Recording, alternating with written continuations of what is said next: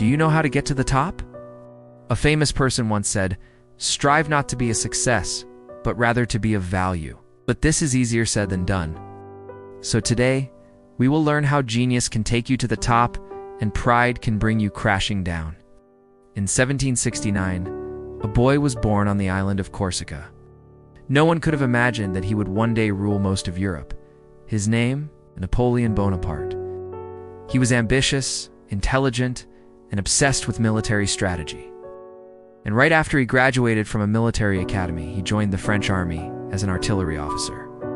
In 1793, at the age of 25, he became a general in the French army. Soon, he led victorious campaigns in northern Italy.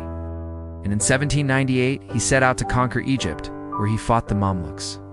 But while Napoleon was in Egypt, the British Navy crushed his fleet at the Battle of the Nile. Still, when he returned to France, they celebrated him as a hero. And a year later, he staged a coup and took power, declaring himself first consul. Although he shared power with 3 other directors, everyone knew that Napoleon was the real boss. In 1802, he made himself first consul for life. 4 years later, he crowned himself Emperor of France. Instead of the Pope doing it, he invited the Archbishop of Paris to do the honors.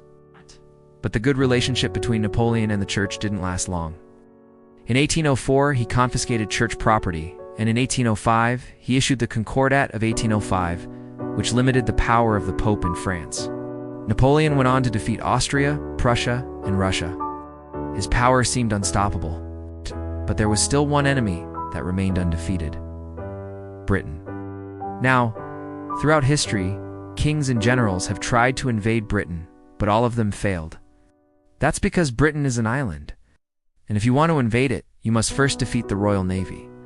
Napoleon knew this, but he thought he could defeat the British by striking them somewhere else: India.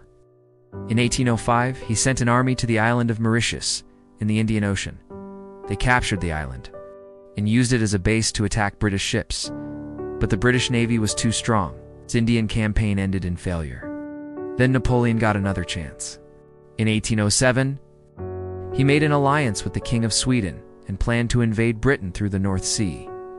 Again, the Royal Navy defeated the French fleet, but Napoleon wasn't giving up. This time, he wanted to invade Russia. In 1812, he assembled the Grande, the largest military force in the history of Europe. It had more than 600,000 soldiers. Napoleon divided his troops into 6 columns, and on June 1812, he crossed the Neman River and entered Russia.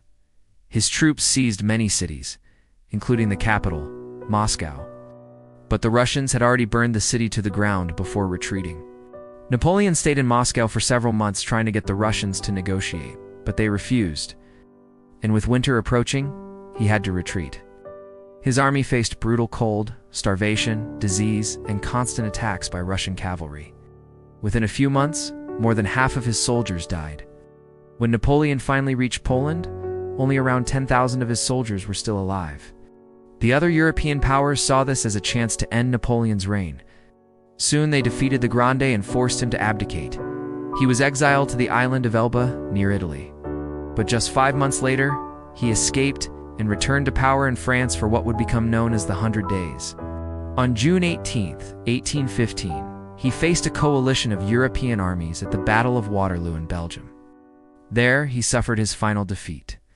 This time, he was exiled to the remote island of St. Helena, far from France, far from power, and far from glory. There, he spent his last years writing his memoirs, until he died in 1821 at the age of 51.